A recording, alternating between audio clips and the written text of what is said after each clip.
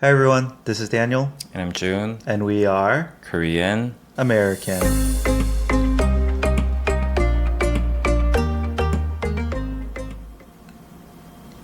Hey Daniel. Morning. Morning. How was your weekend? My weekend. Yeah, it was my birthday. I know, yeah, yesterday. Yesterday. Happy belated. I Thank did you. wish you happy birthday. Yeah. Thank you. I'm not too much of a birthday person, Uh-huh. but I did go out with friends on Friday. I actually went to I don't think you remember, but when we were working together, Yeah. our coworker who's like pretty much like a wine person and a foodie, Yeah. WS. WS. Oh, I'm surprised you know his last name. There was one time when he came to Korea and he told me there's this chicken place. It's not fried chicken, Uh-huh. but like grilled chicken. Yeah. You remember? Yeah, I remember. I don't remember the name of the Yeah, restaurant. he said like it's the best chicken that Yeah, I've but I had in remember my him life. talking about that. And I'm like, oh, if this guy says it, must be amazing, Yeah. right? So I always had it saved in my neighbor map. Uh-huh. So I was like looking for places that I can go to Yeah. along the Shimbundang line 'cause Yeah. I don't want to go too far. And then I still went there. Yeah, it was pretty good. Okay. Yeah. That was Friday. Wait, describe the food. It's not food. fried chicken, so It's not fried chicken. It's they just have various parts of chicken, Uh-huh. but then they grill it over charcoal. Uh-huh. And then we paired it with some wine and stuff like that. Oh, nice. It's not like a fancy setting. Uh-huh. It's just it looks like a modern gogichip kind Yeah. of the But atmosphere. They cook chicken. They cook chicken. Okay. Yeah. Which is not, I've never had dakgui in Takgui. Korea. Yeah. It's not that common, Yeah. but it does exist. Uh-huh. It's pretty good. Yeah. Mm. Oh, and then on Saturday, some of my friends took me to color consulting. Oh, for your first time. Yeah. Oh, It's kind of like a present slash joke thing. because of your. Yeah. It was so interesting because anyways, long story short, Yeah. I am a 겨울 쿨톤, Cool winter colors. cool winter. Okay. So I thought there were two parameters of. So I thought it was like the season Uh-huh. and then cool and warm. Yeah. So I always thought that it's 4x2, so Yeah, 8 yeah. different types, Mm-hmm. but it's only spring warm. Wait, they only have spring warm and autumn warm, and then they have summer cool and winter cool. Oh, so they only So there have are only four four. different. Yeah, That's kind of lame. Yeah. yeah. I see. I mean, the only thing that I wanted to know was what type I am. Yeah. But it went on for like 2 hours. Oh, 2 hours. Yeah, Wow. they do like color consulting and then like style consulting and everything. Yeah. The thing is that person was keep on telling me, oh, so you shouldn't wear like, for instance, like you shouldn't wear indigo blue and you Okay. should wear like whatever deep blue. Yeah. And you shouldn't wear like coral pink, but Uh-huh. like Barbie pink or whatever. And I'm Interesting. like, in my mind, I don't even know what they are. You're like, How am I supposed to? Yeah, I'm yeah. like, okay. That's cool. I don't even know what they are. And then they did like a very light. This part was kind of uncomfortable. Yeah. They did like they ended with a light makeup thing. Uh-huh. It wasn't like full like stage makeup or Yeah, whatever. yeah. They put like basically Mm-hmm. BB cream, and then a little bit of like tinted like lip balm. Really? Yeah. Which made me feel kind of uncomfortable. Yeah. But Is that going to get integrated into your daily routine too?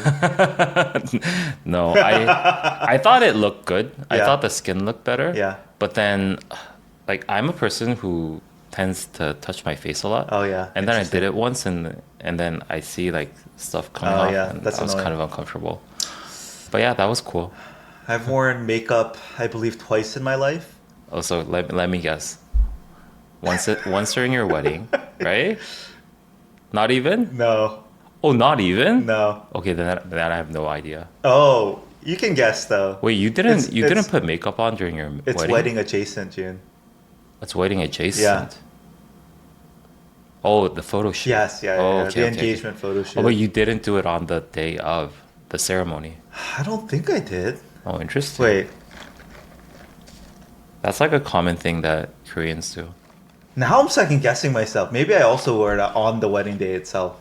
Definitely, I got it done for the photo shoot. But the second one I was gonna say was we did a family Christmas photo shoot in Korea, like 2 or 3 winters ago, and Yeah. that was the other time I Oh. remember. Yeah, Awesome. How did you feel?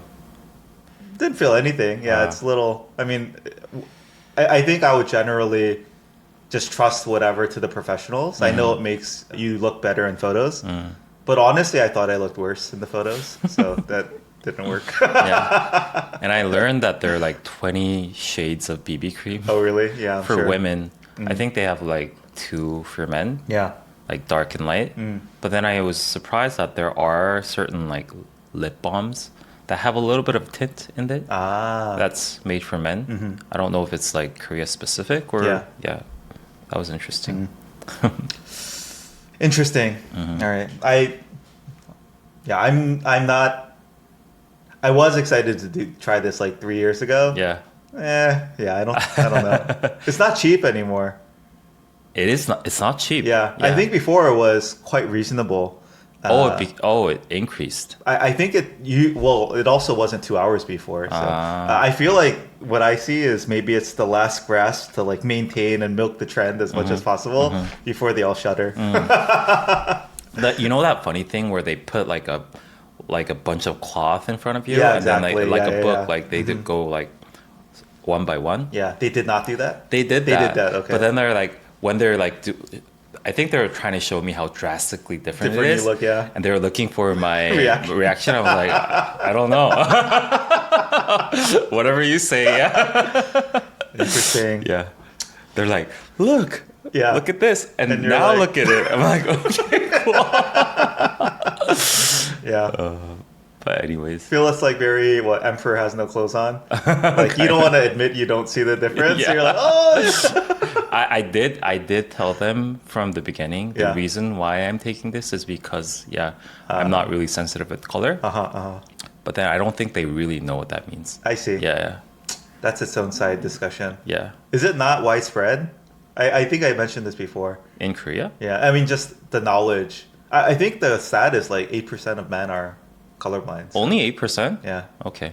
but that's very common. Like Yeah. that's 1 in 12 or whatever, right? So I mean, the knowledge I think is pretty widespread. Yeah. It's just one of those things that they don't really know what it's like before actually being that. yeah, Like, like but I'd imagine something as big and now well developed as color consulting, they would have a playbook for how to talk and advise people, right? that makes sense. I don't know, Yeah. but they didn't. They didn't. Yeah. even these days, right? When I Yeah. tell people that I'm colorblind, they're like, "Oh, so you can't distinguish between red and green?" Which is like I think it makes sense that they think that way. Yeah. Which is not true. It's kind of true, but it's not. For instance, I think Yeah. I can tell the difference between a green light and a red light Okay. as a traffic light. Okay. It's only when it's like scattered in dots Ah, that I can't really tell the difference. yeah. But sometimes also, it's not only red and green. It's Yeah. the shades. Yeah, So there was, I think I told you, there was a time when I wore this baby blue shirt for about a year Yeah. before realizing that it was pink. Yeah. Yeah. That was so shocking. Yeah. Sometimes I can't tell the difference between very subtle gray and pink as well. Interesting. Yeah. One of my previous roommates was colorblind as well. So he would often ask me like, "Hey, is this pink or blue or something?" Yeah. Yeah. So How was your weekend? my weekend was chill. Nothing special. It was raining. It was raining. All like Friday, Saturday, and then it was very good yesterday. Yeah, and yeah, it's yeah. starting raining again today on Monday. Yeah. Or it will, I think. Yeah, I think this week is supposed to be chance of rain every day basically. This whole week? At least today, tomorrow. I only Whoa. look a few days ahead. Okay. Yeah, I mean, because my wife was on a business trip, so I was soloing the four kids for it was a short trip, so 4 nights. But yeah, Saturday, June. I'm not a sneakerhead, Oh. but I think the Jordan 3 Retro Soul 2.0s dropped. Yeah. And I think it's similar to the shoes I've been wearing the last 3 years. Oh, it's that one? It's not. So the similar sole style. Yeah, yeah, yeah. So like for example, one of my shoes is red, the other has some blue, and then they have like the teguki on it somewhere. And the shoes I've been wearing for the last 3 years, pretty much every day, are the ones my wife bought me for, forget if it was a birthday or anniversary or something. But yeah, I never had kind of nice or trendy shoes. So I was very grateful. And at first a little uncomfortable wearing cool shoes. But then, yeah, I really like them. And I think the fact that they're just a little unique, right? With the Korea teguki and the styling and everything. On the back it says Nike and Hangul. So yeah, I really like them. And then I was like, oh, maybe I'll try to get these new ones. Yeah. And they dropped. I got the dedicated app, the sneakers app. Someone told me about it. SNKRS or Yeah. something. Did you know about it? I just, for some reason, I knew about it Yeah. last week or something. Yeah. Also, someone in the US was asking me, oh, can you try to get these if you happen to see them? Oh, cool. Because you could resell them for like 10x the price. Yeah. And I was like, no, if I get them, I'm wearing them. But if the sizing doesn't line up right, yeah, sure, I'll try. Yeah. So I got the SNKRS sneakers app. And then I turned on Netflix for my younger kids, locked myself in my room, and I was just like, 11:59, refresh. Yeah. So much like anticipation. But to be honest, I thought I had zero chance. But then June, when it refreshed, and I like got in, and then it was like it threw me for it threw a curveball because you have to like swipe over an art picture, kind of to like reveal something underneath. Oh, that's cool. Yeah, and what I was like furiously scratching like the lottery. Exactly. Yeah. It's kind of like in the Pokemon Go game, if you know that. When you're fighting a boss or whatever, you have to do that. So I was like scratching off on my phone furiously, and then it like unlocked at like 80%. Oh no. And I was like, wait, I think I'm pretty good at scratching quickly. Like maybe I'm actually in, right? And then it defaulted to size 275. And so I actually like went from having no hope. This is just like, okay, I'm going to try my best so I can tell my friend I tried, to like, wait, am I in? Yeah. Is it holding it for me? And then the next 10 minutes, June, were the most stressful 10 minutes of my life. What happened? My kids were like knocking, like, Daddy, are you okay? Like, what's going on? Like curses, like screams, like shouts. It was so frustrating. As you know, in Korea, as I knew too, first they wanted me to do some sort of authentication through pass, the red like pass, right? Yeah. I got hung up on this for at least 4 minutes. Okay. Because first of all, you have to like click every time you fail, you have to like click all the like agree to the terms, blah, blah, blah, like check. Like, so it's like a 30-second thing every time you attempt. But some apps in Korea, June, want my middle name. Some apps don't want it. And so I think I first tried it with only my first last name. Then I tried it with my last first name. Then I tried it with like first last name, middle name. But then I got the order wrong. And like anyway, like 4 minutes, I like finally got the pass notification. And at this point, I'm like, there's no chance. Like it's already sold out. But it didn't tell me it was sold out. It still had it like it was in my checkout bin or whatever. Yeah. So then I move on to payment. Yeah. And this is a long story. Kakao Pay doesn't work on my phone. I think it's a artifact of some really legacy thing where I had my US number, then I converted to my Korean number, then I combined the two numbers, and then I tried to add Kakao Pay and said, well, this is associated with your old number now. And then I emailed contact support. They were like, you have to just erase everything and start over. And I'm like, I'm not willing to do that. I'll just live without Kakao Pay. So anyway, I had to do the old school credit card information. Wait, you don't have Naver Pay then? I have Naver Pay, but that was not an option in the checkout. They had Kakao Pay and credit card. Wow. And so then credit card, as you know, you have to get your certificate going. You have to enter they have you enter your 16-digit credit card number, but then the middle two blocks of 4 numbers are like grayed out. Yeah. So like you have to manually enter on the keypad differently. Yeah. And they scramble the keypad, as you know. Yeah. Which I don't know why, but it's like super annoying. So it's so frustrating. And then every time you fail, why did this one fail? I forgot why this failed. This failed like 3 times too for me. No. And think every time you start over from scratch. Wait, why did it fail? Anyway, it failed for some stupid obscure error. Yeah. So you have to re-enter all 16 digits, and the middle 4 you're like re-entering in a scrambled keypad on your phone. Yeah. It's not they literally scramble the numbers up. And so I'm just like, at this point, I'm also like, I have no hope. I'm getting frustrated. Yeah. I felt like I had a chance, but then but it's still in my checkout bin. So I'm like, okay, they would have told me. Yeah. I'm refreshing. They would have told me if I have no chance. Yeah. And so then I finally get through that. It's like 10 minutes in. I'm like stressed out of my mind. And then what's the last? Oh, address, June. Oh yeah. Entering your address in Korea. Do you do it manually or do you do the search for me find thing? They always have this same protocol. Yeah, exactly. Yeah. It's the same input interface. Yeah. And then I do it every time. Okay. Yeah. You just type it in really quickly? Yeah. Okay. There's also like 2 address formats. Anyway, so what I do is, yeah. I have a Google Drive where I have the different address formats saved, and I can just like copy paste. So I like copy paste it in, and then but June, also the input fields in this app, it was white on white. So I think it was a bug. Okay. So I'm literally like, as I'm copying then I have to like select all hover so I can see if it's correct. Yeah. And it's like at one point I did voice input, but it didn't quite get the voice input right. The whole thing was so stressful. Yeah. And then finally, like 11 minutes in, it's like 12:11. My kids are like going crazy. They're like, Dad, are you okay? I'm like, just leave me alone. I'm very stressed. Daddy's stressed right now. I'm done. It's like, okay, check out. And then, okay, I still don't know if I had it or not, but I stupidly pressed the size input field. Yeah. I'm like, I'm just curious what sizes are available. Because at first it said 275, perfect size. I think the most desirable size in Korea. So probably the first one to sell out. Like 275, let me just press.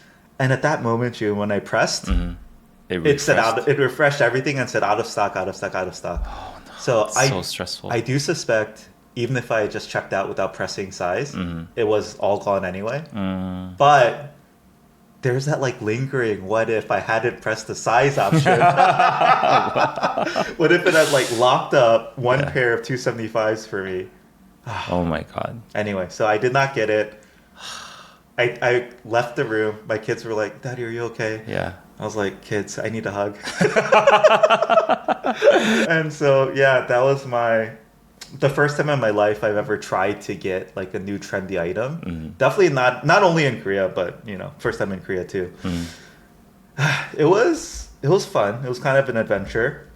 I would try again. It was kind of fun. Yeah. But I came away empty-handed. I mean, on the bright side, at least it made it to our podcast.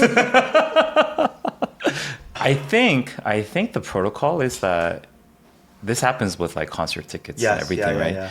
I think if you have it in your cart, it secures it for at least some minutes. Some time. But that's not like 11. Yeah. It's like 5 or 4 or something like that. So I want to let you know that it's not because you pressed the size button. It's because it took too long, maybe. Yeah. How fast could you input those 3 things on your own? Pretty quickly. Pass, authentication, address, and credit card information. I can do it pretty quickly, but I think I'm also quite good at it. But what is pretty quickly? Like a minute? A minute, yeah. Within a minute. Yeah. I had no chance. Yeah. Every time I failed, I was like, I already have no chance. Even messing up once, I think you have no chance.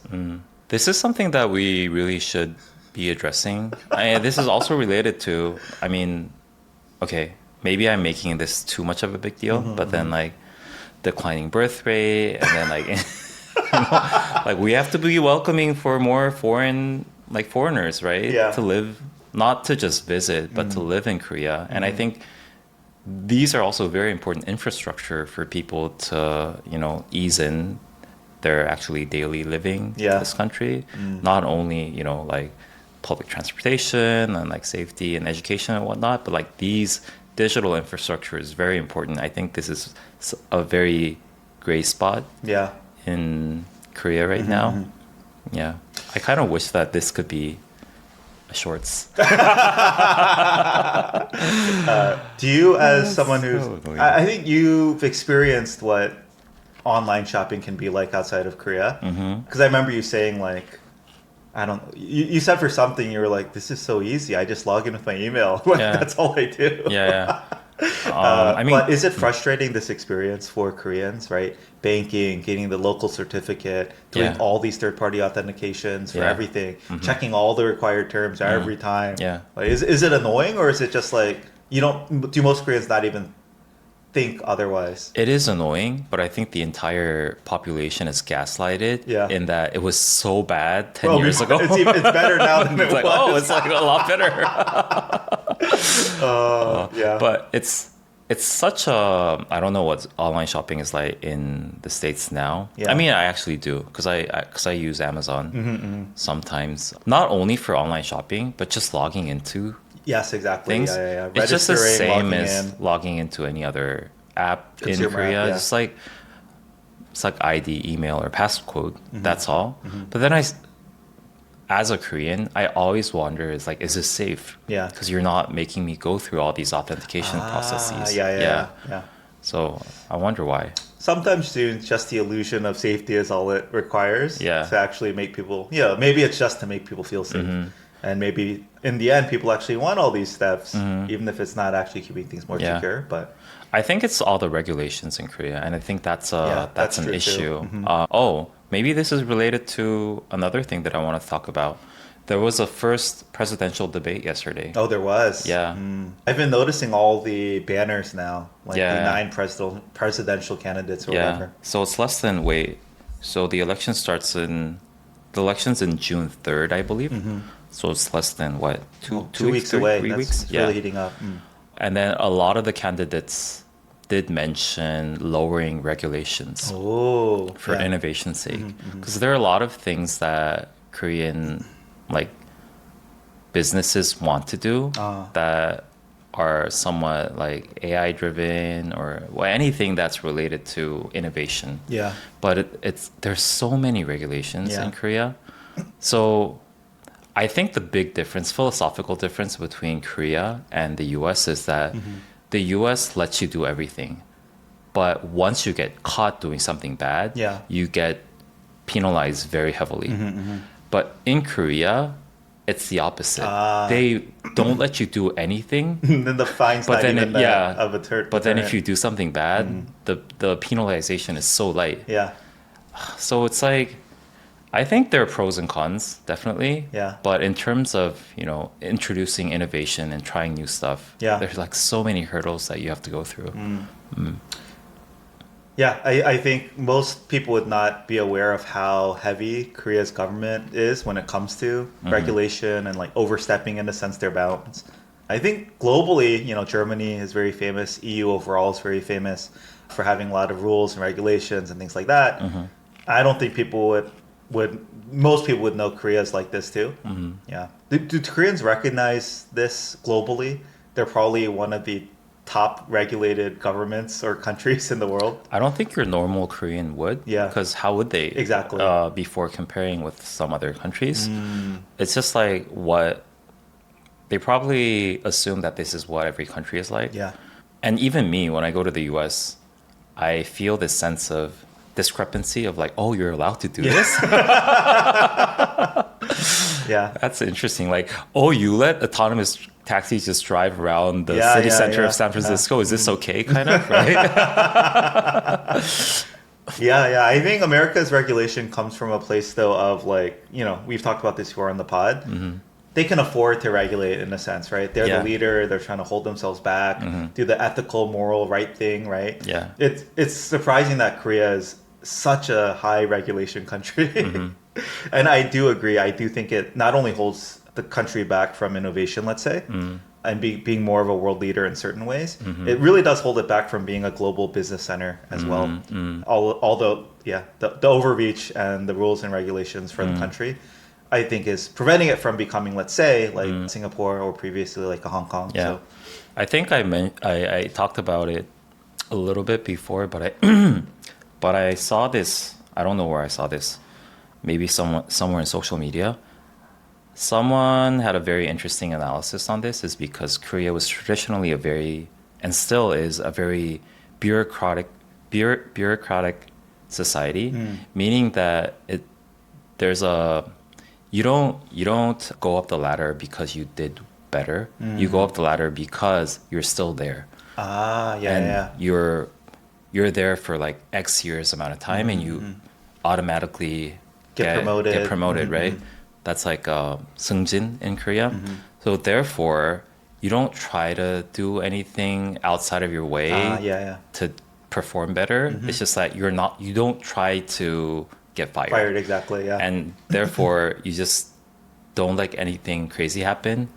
And that's why there's so many regulations, I think. You don't let anything... Make that final jump for me, because I was with you until that point. Because like, you don't want anything to become a problem. Yeah. And therefore, you prevent anything from happening Oh, in I the get first it. place. Yeah. So you just make a lot of regulations. Yeah, you can't yeah. do this, you can't do this, you can't do this. Yeah. Because, right, like there's no merit in introducing innovation and letting people do anything they want to. Well, it's risky is what you're saying. It is risky, yeah. I think, in general, in line with a point we've made many times, Korea's very risk averse. They want to limit downside rather than maximize upside. And so, they overregulate in that sense to prevent the really bad things from happening. So from sneakers to meritocracy, bureaucracy. Yeah, let foreigners buy sneaker drops. Yeah. That'll be my campaign rally. Anyways. Jun, we found there's you told me about the resale app for sneakers and things like that. Cream. We did find this pair of shoes selling for over 5x the sticker price. Yeah, it was 140만 원, which is exactly about $1,000. It's not quite worth it for me. That was $1,000 click that you made. But I would have been wearing them. Checking the size. Now I'm ready though for next time. I think I can get past in one shot. Yeah. The address is still going to be slow. Was this like the... I can have it in my clipboard waiting and ready to paste in. Yeah. But seriously, the white on white text field where like you couldn't see anything as you were text inputting. Yeah. Drives me nuts. That's that was crazy. just a bug. That's crazy. And then credit card pay. Maybe I just need to get Kakao Pay going, but no, I could just go to their headquarters. It's just right there. I know. I've asked someone I know there about this issue. Yeah. They were like, your only hope is to just reset, clean everything, and start over. Oh no. Anyway. Was this like a big drop? Like how often does this happen? I mean, it's the only time I've ever been asked by someone from the US to look something up. And I do think this was the first time since the first drop was like 1988 for the 1.0s. So this was the first thing since that. But I don't know. I think the shoes that my wife got me, I think are pretty cool. They're the Dunk Low Soul Edition. Yeah. Which is like the most popular shoe in Korea. Oh, was it? I mean, it's a trending one. Like, how did she get it? She said she just went to a website and found it. But it wasn't like a drop per se. I think it's been out for a while now. I see. Yeah, so I'm hopeful maybe in 5 years I can get these. Like these Soul Edition ones? Yeah. I imagine it could be even more expensive if you resell it in the States. Oh, yeah. Yeah, I think probably 10x instead of 5x. Awesome. Yeah. But Jun, before we move on. So on the tongue, I think, of the shoes, there's a Korean character, one on each. Do you know what they are? For this particular... for this recent shoe? 서울? No. One is kum. 꿈? For dream. Yeah. But the other one, I think you'll find it humorous, so... 정? Yeah. I'm pretty sure the designer is not Korean. No lie, it's Jung. Yeah. Probably 100% Korean American. Yeah, these shoes are sweet though. Yeah, I would anyway. If it comes down to twice retail, what if I it might was buy like it. 정 and then Han? Yeah. We would have to buy it for our it podcast. makes sense because 한정 also means limited. Oh. Together. I don't think it's the same Chinese character. I see, but... yeah. Anyway, yeah. Gum and Jung. Oh, nice. Jun, the other thing yesterday, right? As you said, it was rainy. So we went to a kids cafe in just an old one that we used to go to a lot, actually. And anyway, there's also a manhwa cafe associated with, right near this kids cafe, there's a comic book cafe. That's not for kids. It's not for kids specifically, but surprisingly, there were a lot of kids in there, I think, with their parents. But our older son is now getting a little bit old for kids cafes. So he was like, oh, can I go to the manhwa cafe with you this time? And since my wife was back from the business trip, we could split up. So she took the girls, went to the kids cafe. I went to the manhwa cafe with my son. And anyway, he was like in his element, One Piece and One Punch Man and other things he doesn't have at home. Can he read it in Korean? He can read, but I think he mostly skims and looks at the pictures, and then sometimes we'll go down and read. Because I do see him laughing when he reads different things. Cool. He's like, "Daddy, look at this," like blah blah blah. But June, I got Slam Dunk episode 1, and in about 1 hour, I read 1/4 of it In Korean? in Korean. Whoa, I'm proud of you. Oh, I think I do think I understood maybe 80% of it. Oh, that's maybe more. awesome. Yeah. Oh, I nice. feel my Korean getting better, so I think maybe if I can find the entire like Slam Dunk manhwa collection in Korean, Yeah. I think I'm invested enough where I would read through it slowly. Oh, awesome. And the thing I wanted to bring up though is that I suspect, maybe you can confirm, Slam Dunk is like the foundation for so many maybe K-drama tropes or elements, or maybe it's just it was already there and it just reflected it. So for example, 2 things, like the bullies in the school being on the rooftop. Is that like, did that happen growing up? Was the rooftop of your school a scary place? Not And- for me personally, but Okay. it is a cliche. It's a cliche, but is Yeah. it grounded in truth? Is that where the bad kids hung out and like I- the bullies ran? I ran the wouldn't be rooftop? surprised if it's true. Okay, but you never had that in your school growing up. Not as far as I know. Okay. Second thing, A lot of the times it makes me wonder why is the door to the rooftop even open? exactly. They should regulate it. Or it's like, why is there no CCTV there? I mean, maybe back then it wasn't. Yeah, but yeah. Okay. The other thing is the main lead guy's name is Kang Baek-ho. Kang means strong, right? Yeah. So this whole thing of like making the name kind of very on the nose as to who that character is. Yeah. I feel like in K-dramas this is a thing. They always name like, oh, if she has a nice smile, her name is Miso or whatever, right? Yeah. Was this a thing Slam Dunk maybe initiated or? I'm not sure. Kang Baek-ho, of course, the word Kang means strong. So whenever someone, even in my personal life, when Yeah. I see someone who has a last name Kang, Yeah. You're like, oh, is he a it strong guy? does give me that kind of nuance. But I think K-dramas these days are even more obvious with Yeah, it. yeah, exactly, yeah. But that was like a little bit nuanced, I think. Back then? Yeah. Okay. The interesting part about that is that Slam Dunk was such it was popular in the early 90s, right? Yeah. So that's when still they used to translate all the names in Korean, which is something that doesn't happen these days. Yeah. So it's interesting because Koreans and Japanese, they might share the same nostalgia Yeah. towards Slam Dunk. But the character The names are characters and completely the school different. names are completely different. Yeah. The other thing is, Weak Hero Class 2 just came out on Netflix too, and I watched that. Just the whole thing of like, I in my mind, that's the parallels to Slam Dunk were just like too obvious. Did you watch Weak Hero Class 2? I don't even know what that is. It's like it's like basically school bullying, school fighting, and then the main character in season 2 is like a basketball, or the secondary character. The new character introduced, I think, is like a basketball player, and I think he's just like literally a carbon copy of Kang Baek-ho. So anyway, just like the parallels there were something that I never would have realized before reading a quarter of episode 1 of Slam Dunk. And then, the other thing it made me realize is that, basketball was just not a thing, I think, in Japan and Korea probably, because they spend a lot of time explaining basketball, explaining the rules, what a slam dunk is and all that. So, yeah. Yeah, as far as I know, basketball culture just started from slam dunk in Korea. I'm pretty sure there was basketball before that, but it became like a national phenomenon. Because of this? Yeah. And as for the cultural things that are pretty similar, I think there are 2 factors. One is that a lot of pop culture, especially during the 80s and 90s, were basically all imported from either either Japan or the US. Yeah. So a lot of pop culture obviously is very influenced by those two countries. And also especially when it comes to, so this is my second point, when it comes to like school drama, Yeah.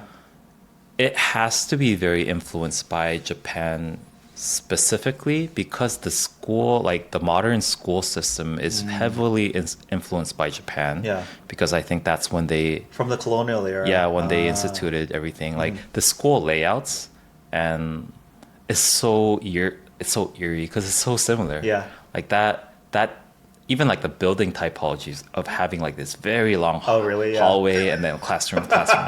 Yeah. And when I go to Japan, it's so shocking Exactly because the it looks same? exactly the Oh, same. interesting. And they have like the undongjang Yeah, in front in of the the middle. building. That like system is, I think, instituted during the Japanese era. And then is it common that the first years, the freshmen are on one floor, and then if you go up, it's the next year, and then on top is the third years? Yeah, I think so. Interesting. Anyway, yeah, I only read the first quarter, and it was painfully slow, but I was proud of myself. Yeah.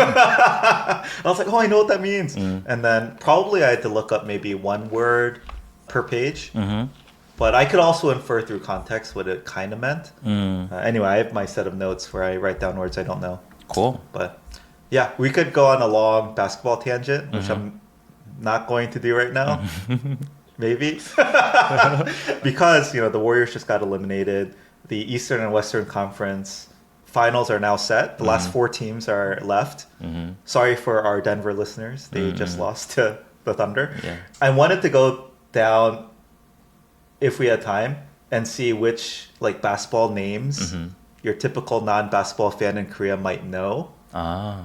But I don't know if that's fun. I'm that typical person. Exactly. Yeah. Well, you should ask me. because I think the 90s stars you might recognize some. Yeah. But I bet today the Asian group of people you probably know them. Yeah. But the younger crop you probably know no one. That's my guess. I'm pretty sure I only know 2. Of today. Yeah. Stephen Curry. Yeah. LeBron James. Yeah. No one else. No one else. Kevin Durant. Oh yeah, I know that. James Harden. No. Oh, so that's the limit. Yeah. Okay, I'll just throw out some really quickly. See if you know.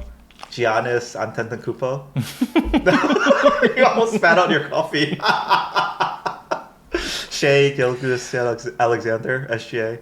Oh, no. Jason Tatum. No. Nikola Jokic. No. Okay, so you really only know. I'm pretty sure I know 2. LeBron James, Stephen Curry, and Kevin Durant. Yeah. But if you ask me, the third one, Kevin Durant, if you ask me name 3. No. Oh. To guess which era they played, I would have guessed 90s. Kevin Durant? Yeah. Oh, I see. For some reason. I know from the 90s I know more than that. Okay, maybe name all the NBA basketball players you know from the 90s. Michael Jordan. Magic Johnson. What's that tall, the big guy? Oh. Which tall? There's lots of tall big guys. The really, really big guy. Wait. Shaquille O'Neal. Shaquille O'Neal. Yeah. And then Scottie Pippen. Oh, okay, yeah. I know a lot. I think it was the slam dunk era. Oh, people were into basketball. Yeah. Okay. But how about the Shaquille O'Neal era? Clearly, you would know Kobe Bryant. Kobe Bryant, yes. Yeah. Tracy McGrady? Sounds familiar. Allen Iverson, you would know. No, I don't. Oh, really? Oh, okay. All right, I think that gives me a sense. Maybe it's also because I knew it in the Korean pronunciation. Oh, that's true too. Kobe Bryant. Kobe Bryant. Yeah. All right.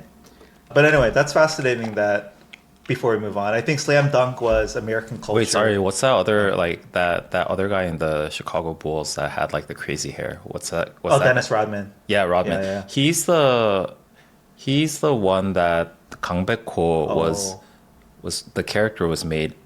Really? Yeah, it's a strong influence. That's like a piece of slam dunk lore. Yeah. Dennis Rodman. Yeah. Oh, that's interesting. Yeah. I thought you were going to say he's famous in Korea probably for visiting North Korea. Yeah. That was He's famous in America for that too. And other things, but one of the many things. Okay. Cool. I was just going to wrap that segment up though, because slam dunk, I think, is the embodiment of American culture by way of Japan. into Korea too. Yeah. So it's maybe this merging of the two big cultural influences that made it such a big hit in Korea. Yeah. Also, now I want to finish the series. There's a ton of books, right? Mm-hmm. Do you know how many? It's like hundreds. For a slam dunk? Yeah, the manga, manhwa. I don't know. I don't think it's 100. Okay. Yeah. Okay. Maybe I'll try to read through it slowly. And then, yeah, the movie came out just a couple years ago. It was very popular. Oh, that was so good. I want to watch the movie after. That was so good. Do you think I can watch the movie without having read the whole manga? Manhwa? I think so because that's the case for me. Yeah. Okay. Yeah, it was amazing. But then I didn't cry like a lot of Why men do do. Okay. All right. Now we can officially move on, I think. Yeah. All right. For today, Jun, you suggested we watch this. Yeah. We're doing a media review on what was the number one trending, I think anything on Netflix, but it's a movie, K-movie, called, in English, it's called The Match. Yeah. In Korean, it's called 승부. Yeah. The reason why I wanted to cover this is because I know that it was pretty popular in Korea a couple months ago. So that was very surprising that it showed up on Netflix so quickly. Oh, sorry. This was released in theaters in Korea. Theaters, yeah. And it was popular. Yeah. And then it got released to Netflix pretty quickly. Yeah, but it was number one on Netflix. Yeah. And it was a bit scandalous because it has Yoo Ah-in starring. Yeah, let's get into that. And I think that's one of the reasons that it was pretty popular in theaters. Oh. And it was an anomaly because Korean movies are not doing very well these days. But then this one did pretty well. I think about 200만 people, like 2 million. Oh, wow. Okay, Yeah. okay. So that's pretty successful. And then it showed up on Netflix so quickly. So I was like, oh, I want to watch this. So it was like partially selfish because I just wanted to watch it. But then I know that it's based on a true story. And I know that it's kind of I knew that it took place in sometime in the 80s or 90s. So I was like just guessing that there are a lot of things that we can talk about. Cool. But yeah, and it's been a while since we did a media review. Yeah, it has been. Actually, I kind of wanted to do a media review on presidential debates, but they don't provide subtitles. Yeah. Anyways, that's a reason I wanted to recommend this movie. Yeah. Jun, do you want to give a brief overview before we jump into some of the talking points? Yeah, so the movie is highlighting two legendary Go players in Korea, and it takes place in the late 80s and early 90s. They're both legendary, but they're also like a sensei subordinate kind of relationship. I don't know why I said sensei, but like teacher is kind of like it gives me a different feeling. Okay. Anyways, they're like it's like a legacy kind of thing. And I remember, and I think anyone in my generation would recognize these two names, Jo Hoon-hyun and Lee Chang-ho. Okay. Especially Lee Chang-ho for me because Jo Hoon-hyun is kind of like the 80s. But then Lee Chang-ho was like 90. He was like the star of Go, and back then Go was pretty popular in Korea. Like the hagwons that you would go to typically when I was growing up was either like 미술 and then 속셈, which is kind of like math. Okay. Or 바둑. Yeah. Wow. And, and then maybe taekwondo. Okay. Like 4 things. Yeah. So that's how popular Go was. Ah. I didn't go to 바둑 학원, but you could easily see a 바둑 학원 in every neighborhood. And I wouldn't be surprised it's the influence of these two. And then it passed on to the legacy of Sedol, who did like the match with AlphaGo. Yeah, we'll get into that. So there's this whole legacy. I didn't know like the full story about like the relationship between Jo Hoon-hyun and Lee Chang-ho. Yeah. So yeah, that's the overview. And did Lee Sedol actually, Lee Sedol, I'm just going to amplify. Yeah. Did he actually train under that second person you said? I'm not sure. Okay. Yeah. But there must be a direct connection. I think it would be very difficult to be outside of that influence. Yeah. Either directly or indirectly. Okay. Yeah. Cool. Yeah, so that's the premise. I think it's, just to recap, 2 legendary Go players that everyone in Korea would recognize their names, right? And this was detailing, I think, their relationship and some of the history between them. Yeah. As it may sound, I don't know how you felt about the movie overall. To me, it was very slow. Was it? Yeah. I Did you watched it feel in that way? 1.5x. Would you have done that anyway, or is because it was a little slow for you? Because I had to get through it Oh, it's really like homework for quickly. you. Yeah. I rarely do that actually. Yeah. But in this case, you just had to I get actually through think this was the first where You I ever watched the at one entire point? movie in 1.5x. it. Okay. It was slow. It was slow. I think the overall plot was very straightforward and Yeah. obvious. There It was very no drama. simple. Exactly. Yeah. Yeah. But then there were like certain nuances that are cultural and also maybe a little bit philosophical that we can talk about. Yeah. Okay. Yeah. Okay. June, so now that we gave an overview of the plot, I think let's go back to what you had mentioned earlier. I watched this with my wife, and the first thing she said was, "Is that Yoo Ah-in? Isn't he canceled?" Yeah. She's like, she was shocked that he's already in kind of this major motion picture. So yeah, maybe you could describe some of the history and controversy around Yoo Ah-in and why he is actually making a comeback, or is he making a comeback? Yeah, Is he? I don't know. I don't know. I mean, he's in a major movie now, right? So Yoo Ah-in, yeah, he's a very famous actor in Korea. I think he's one of the top actors, especially in his generation. I think there are only a handful of, especially male actors that you can see in Korean movies, right? They're all like, they're only like 5. And 2 of them are in this one. Yeah. So it's At least like 2, yeah. Lee Byung-hun, Yeah. the protagonist in this movie, Yeah. who's playing Jo Hoon-yeon, and then there's like Choi Min-sik guy, and then there's Song Kang-ho, the Parasite guy. Yeah. Anyways, there's just like a handful of people. And But- Yoo Ah-in was one of them. No, what I'm Oh. trying to say is that those like 5-ish people are all pretty much in the same generation. But then you don't you didn't see a lot of like those very strong actors of the second generation. And I'm wondering if Yoo Ah-in was the only one I see. that had like really good acting. Yeah. That was a That's younger like- generation. That's a than that younger first generation, crop. yeah. But then he was accused of this like drug scandal, and he's going through. I don't know if his like trials are over, but anyways, like a drug scandal is a very serious thing in Korea because Yeah. it's like not something that you see in daily life. So for someone to have access to drugs is a very scandalous thing. So he got canceled, and it was very scandalous because they even decided to release this movie after that. But I think there's a different standard of cancellation when Yeah. it comes to movie stars and K-pop stars. Ah, interesting. I think movie stars has like a little bit of more leeway because if they perform really well, they're like, oh, like his performance was really good.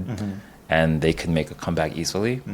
And I think it's also because movie stars don't directly meet with the fans in real time. Yeah. They meet with them indirectly through whatever their performance. Oh, so it's not a live performance, is what you're saying. So I think in that sense, there's a little bit of mitigation. Anyways, I think it was a bold move, I think, to decide to release it anyways. But I also think it's a reason why they took it down the theaters So quickly. so quickly. Do you happen to know if this movie was shot and filmed before his drug stuff? Yeah, I think it was shot before. Okay, Yeah. okay. Yeah. And they still chose to continue to release it? Yeah. Okay. I have a lot of questions. Do you happen to know what the drug charges were? I mean, is it marijuana or is it something more hard drugs? I don't know exactly what the drugs were, but I'm pretty sure it was marijuana and then And propofol. propofol. Okay, Yeah. okay. So in US standard, it's not like that serious. Especially like marijuana is legal now. So In like something like 40 plus states or something like that. Yeah. But it wouldn't be a big deal at all. No. Sorry, it would be a bigger deal if you didn't. Yeah. I see. Propofol, we haven't talked about that much. I don't know. I think most Koreans would have experienced it because in your yearly health exam, they give you propofol before doing your endoscopy, which is one of the standard things they do during your yearly health check in Korea. So, yeah. Yeah. Oh, okay.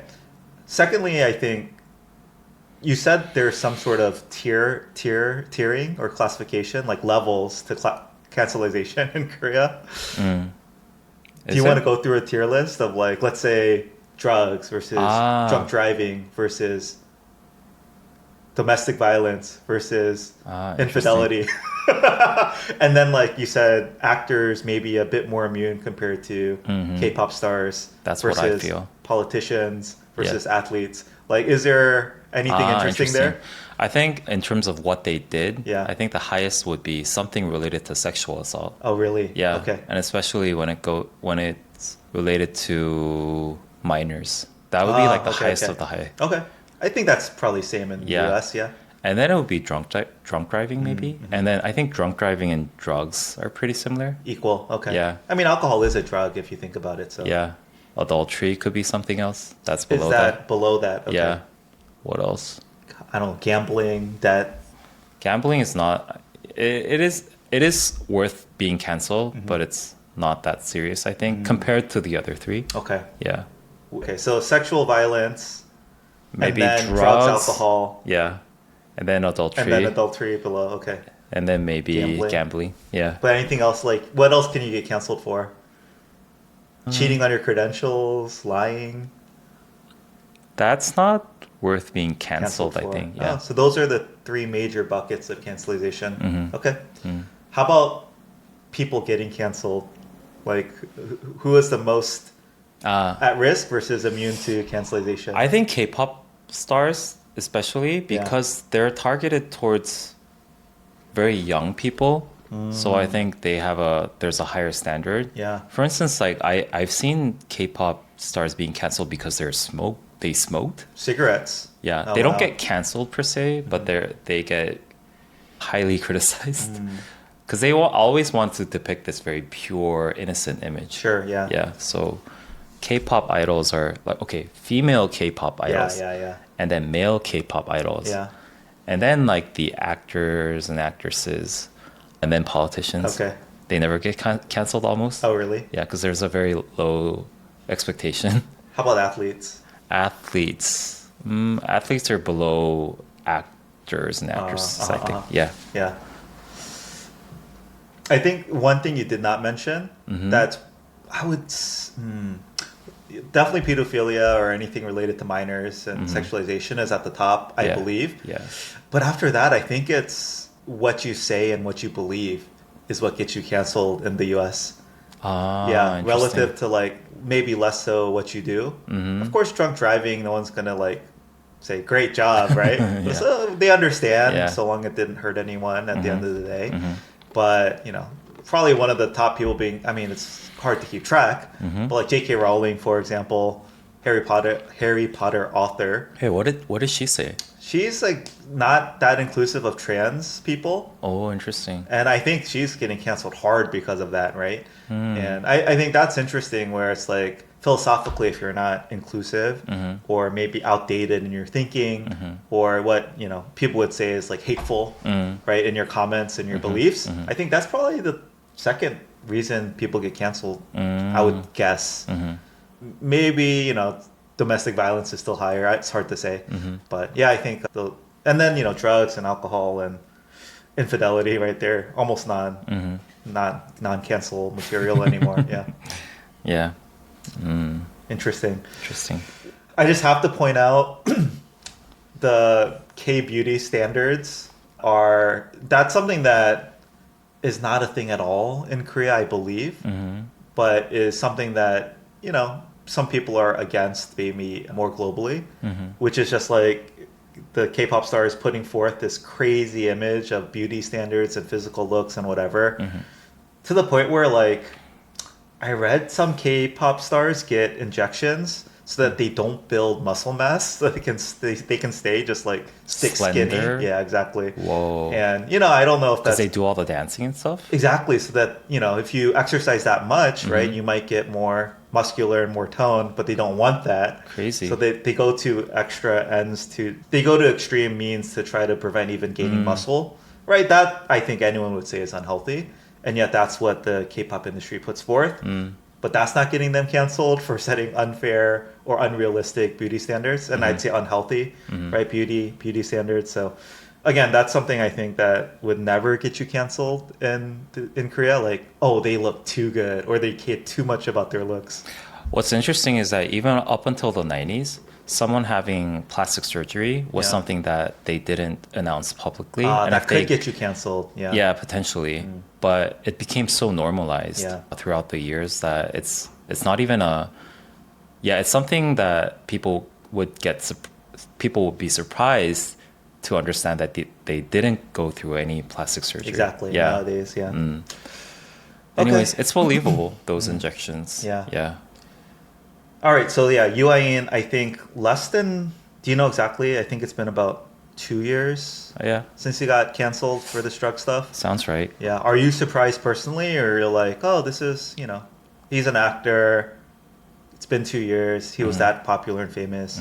It kind of makes sense that he's back, or are you surprised too? I'm a little bit surprised, but then again, in the tier of cancellation, he's an actor, Yeah. and then he's male. Male.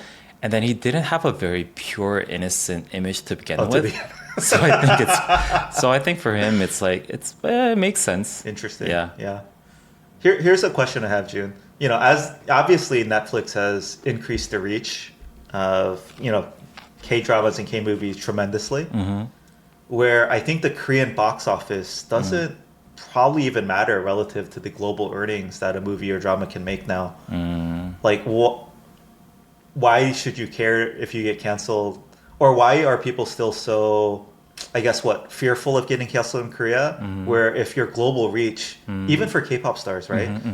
It's even more important in a sense than your domestic fandom or whatever. Do you think that's starting to play a factor here now? Like, oh, we're just going to release on Netflix. Who cares how it does in the Korean box office? Interesting point of view. I think it makes sense. It definitely would have some impact. But then if you think about it, it's still K content and it's grounded in this culture. Yeah. And I think if it's labeled as K culture, you still have to first have validation in the home base for it to gain popularity outside, right? Oh, this is something very popular in Korea. Let me check it out. That's interesting. And also, if they're producing Korean content, Yeah. a lot of the agencies or the people that they work with has to be involved. And I think a lot of businesses wouldn't want to work with someone who got canceled Locally. Yeah. That's interesting. Yeah, I guess in my mind, I don't think that way, right? Like, Yeah. even if I'm producing, let's say, K content, I don't think my first instinct is, let's make it successful in Korea first and then try to export it.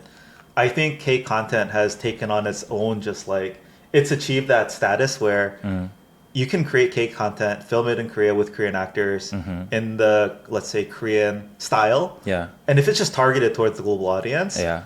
I don't think me as a Western viewer is going to wonder, oh, I'm only going to watch the things that are successful in Korea. I just want to watch it on its own too. Like, was Parasite very famous in Korea when it came out? Yeah. Okay, it was. Like, I maybe assumed that, but I didn't watch that because it was famous in Korea. So I don't know. Maybe this is to your point. It can only become globally popular if it's first popular in Korea. But I watched it just because, like, it's a good movie out of Korea. I don't know. But it wouldn't have, I don't think it would have reached you if it didn't Wasn't have the already popularity. popular. Yeah. Okay. I don't know. I somewhat resonate with what you're saying, but also there must be some mechanism in the Korean entertainment industry where you have to still build like a strong foundation in Korea if you're labeled as K something, whatever. Yeah.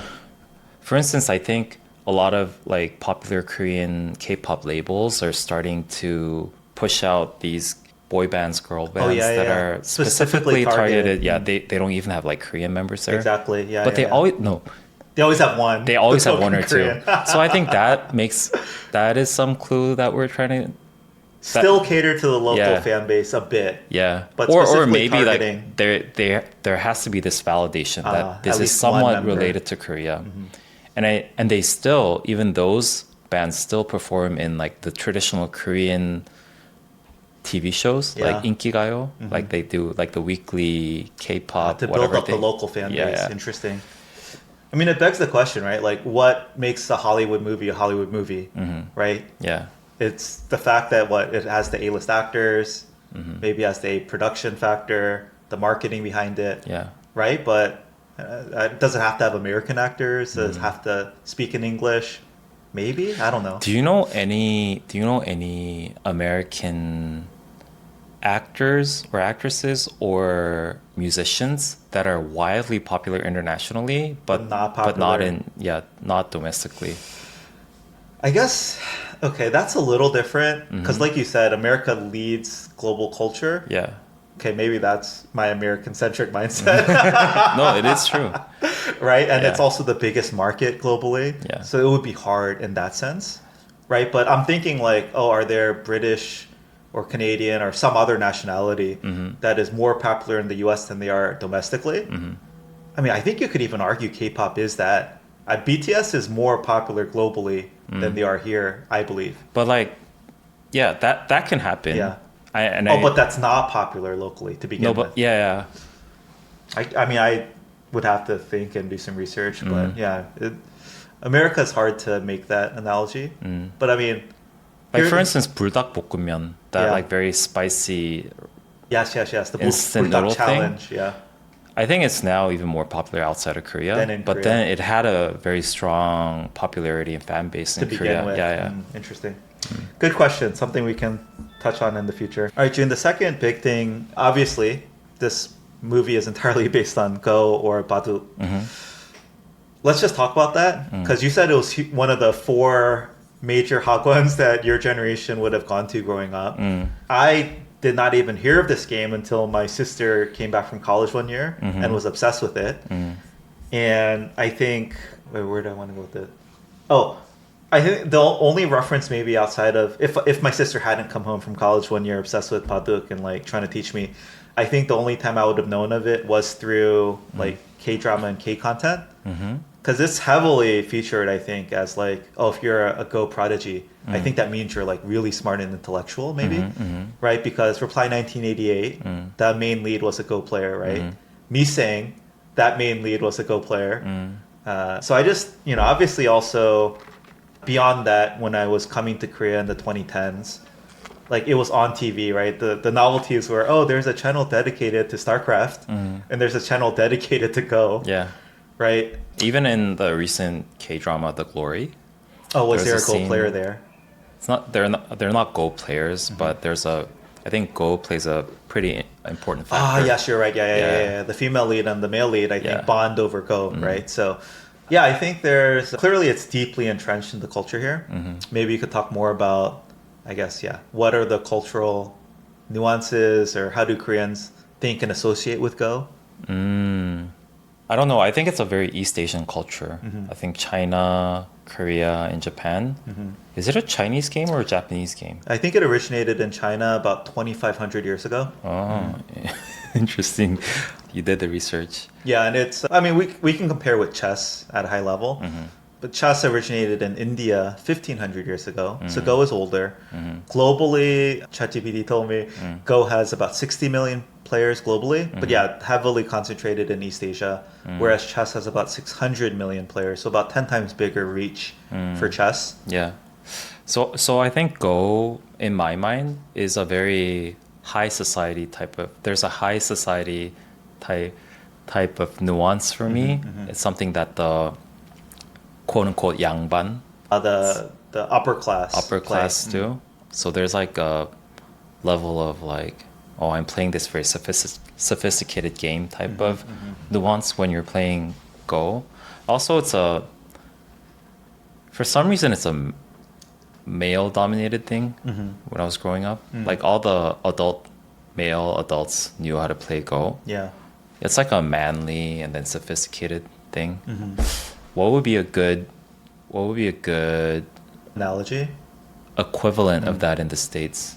Some like very high class, classy, male dominant type of game.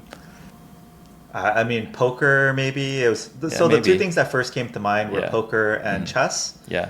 Poker, I don't think has that high class thing, but it's more like, I don't know. Yeah, Hunting? maybe hunting. Oh yeah, what's that thing where you like shoot rifles at clay discs? Oh yeah. What's that thing called? Clay in Korea it's called clay 사격. clay shooting? No, there's a specific term for this. Yeah. I've clearly never done it. Clay pigeon shooting. Anyway, yeah, Something like that, but yeah. but it doesn't require a lot of actual investment. But it's also very intellectual, right? It's very I think that's the intellectual. difference. I Yeah. don't think people associate poker as intellectual, but chess is, right? I think. Yeah. But chess is not nearly as, I don't think evokes that coolness or richness. It's Yeah. more like he's really smart Yeah. more than anything. Yeah. I think. So when you see Go depicted in like a K-drama or K-movie or whatever, it's like, oh, they're always older men who are rich and successful or sophisticated or powerful. They're all associated together. So in modern day Go, you don't have to be rich to play that, and I think that's why it was very popular, right? Because again, you don't have to invest in a lot to get into it. Yeah. You only need like a board and then some stones. Yeah. But then you can simulate the upper class lifestyle. I think that's what's kind of appealing. Back then. Yeah. So I see. But then, yeah, the intellectual aspect and strategy and all that, it makes you look like a very sophisticated person. Yeah. Also, how you place the stones, it's always so. That's kind of like- cool. Yeah. Oh, I just remembered. How could I forget? Did you ever watch this drama centered on? Sorry. Did you ever read a manga or a manhwa Yeah. centered on Go? Yeah. Hikaru no Go. I know the Korean translation. Oh, yeah, That there's yeah. a ghost behind the main I don't character. remember. I remember having read or watched all 60 plus episodes of this thing, anime, but I don't remember the plot anymore. I think it was called Ghost Badogan. Okay. A legendary Go player Yeah. back in the days, like their ghost comes into some boy. Yeah, and yeah, then yeah. he, like Okay. plays It must Go. be the same one. Yeah. So you also watched this. I watched it in comic book form. Oh, I you read it. You read it. Yeah. Okay. Yeah, I love this thing. I think it was also my sister's influence. Yeah, Hikaru no Go. Oh, how did I just remember that? Okay, June, do you think Go is... My sense is it's not as popular now as it was in the 80s and 90s. Is that true? And why do you think that is? I think the modern day society, not only Korea, is a different paradigm from the 80s and 90s. It's very fast paced. Go games are long, right? Yeah. Like hundreds of moves, Yeah. many hours, right? Yeah. It's in Korean, it's also modern day. The modern day lifestyle in Korean is quote unquote dopamine driven. Yeah. It has to be very stimulating. It has to be very, like, the reward has to be very immediate. And that goes against the whole mechanism of Go, I think. And there's a hard learning curve, I think. Oh, yeah. It's Yeah. really hard. Yeah, I still don't know how to play Go. I barely know the rules, I Yeah. think, but I suck, yeah. I know the basic rule is that if you surround a certain color, Yeah. you take those take the yeah. stones and that becomes in Korean you call it your house. Your territory, your house, yeah. Yeah. The goal is to form eyes that cannot be taken and then try to expand your territory. Yeah. But I think if you become too focused on just capturing stones, actually you'll lose because Yeah. you might capture these 4, but somewhere else you'll lose like 10, right? Yeah. So it's a very complicated game. Yeah. And I think, well, And even while I was watching the movie, I was thinking now, looking back, oh, Korea was such a more sophisticated country compared to now. Or like that generation was much more sophisticated. totally. If yeah. the entire population was so crazy over that game, that's Yeah. so sophisticated and hard to understand, oh, that's like next level. And actually sit and play for many hours Yeah, a yeah. single game like this. Yeah. I just imagine growing up, like you would leave the stones as they were and like come back and play over the course of like a long time, right? Yeah. Oh, actually, I think that happened in the drama The Glory. Yeah, that's called yeah. Bokki. I think it's a very common thing that you do in Go. Oh, play a move and just leave and wait? Oh wait, sorry. I Or thought what is Bokki? like replay the entire game again. Ah, replaying famous matches.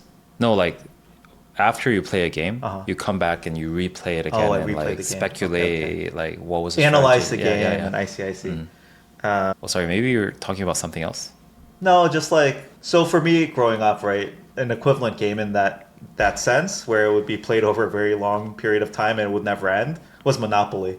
Like you play for an hour, Yeah. you put it under the bed, come back later, you try play. to finish the game. Okay. The game can take forever to finish, right? And I think Go is similar. Yeah. Whereas for me, when I think of Go, it's a bit overwhelming in that sense.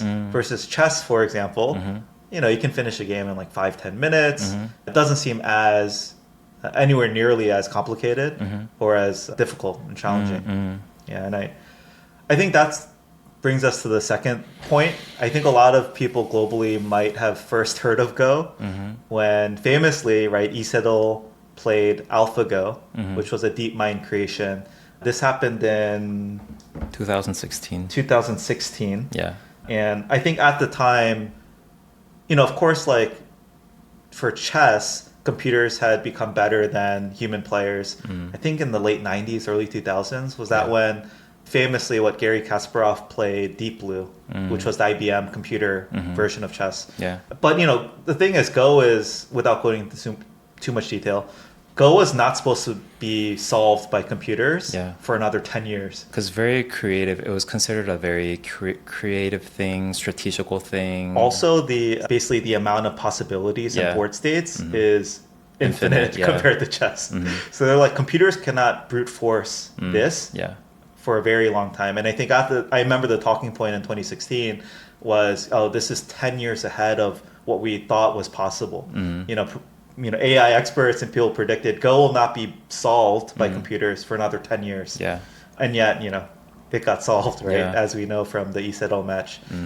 Do you want to talk about that? Yeah, that was a very symbolic moment in Korea because it was such a hot topic back then. Everyone watched the game because Sedol was supposed to be like this genius Go player that's the world champion. Yeah. And then there's this new technology called machine learning. Yeah, machine learning. Yeah. And it was neural networks, reinforcement learning. And before that match, it beat like a legendary Chinese player before that. Oh yeah. So it beat like the world champions one by one. Yeah. And then now like he's like the number one world champion, and people were so curious to see whether like the AI could beat this player. Yeah. And it was so popular. Everyone tuned in. Oh, it was crazy. It was must watch TV in Korea, right? Yeah. And the reason why it's so symbolic is because it shaped the way how Korean people at least understood what AI is. Really? Yeah. That it was just so powerful. Yeah.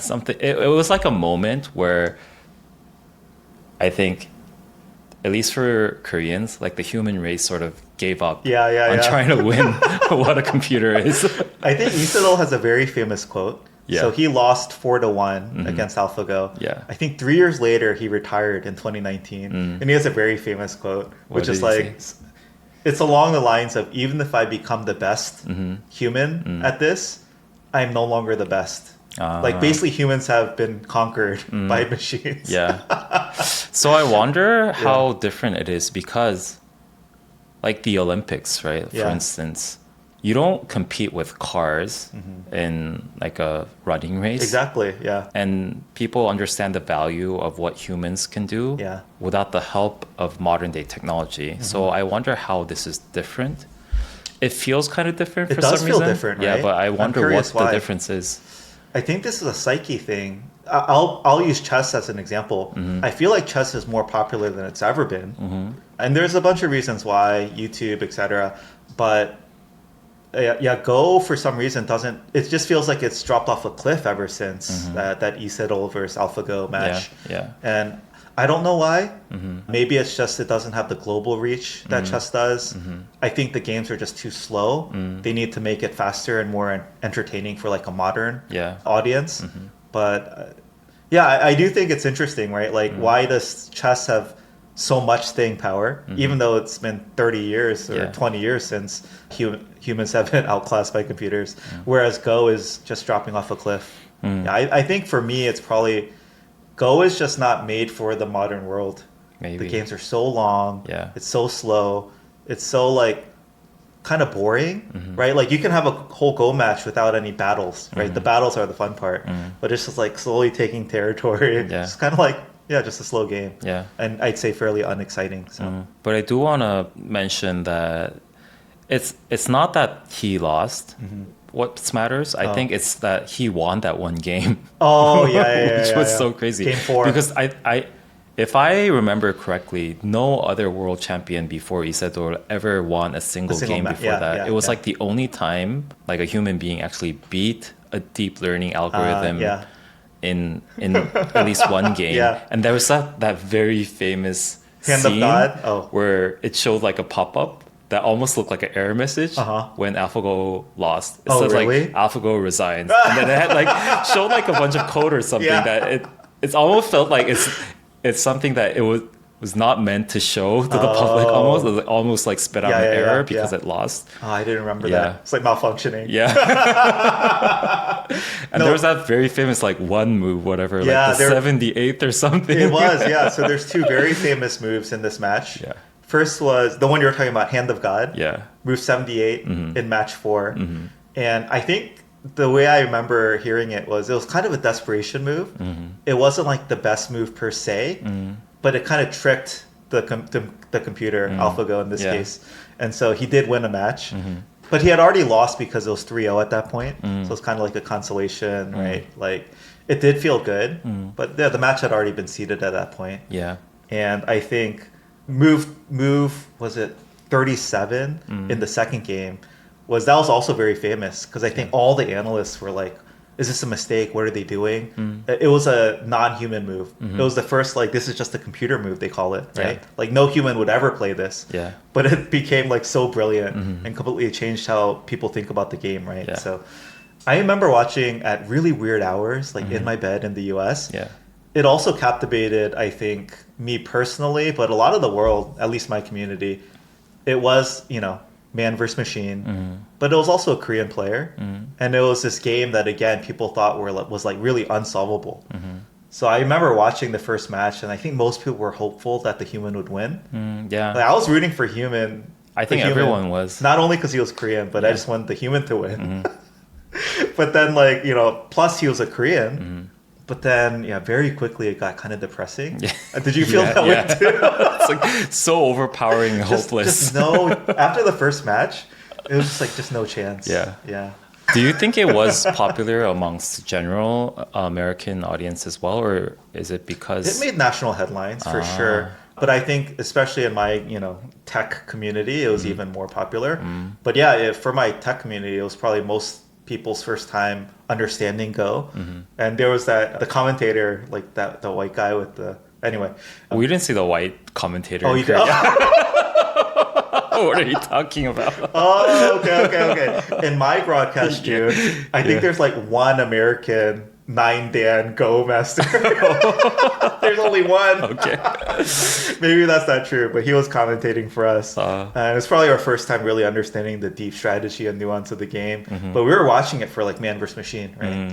That was a epic time. Yeah, I still remember that. That was a symbolic moment in, again, like how people understood AI. And then there was like this long period where like AI was kind of like, we were trying to implement AI everywhere here and there, but then it didn't really make a big difference in everyday life.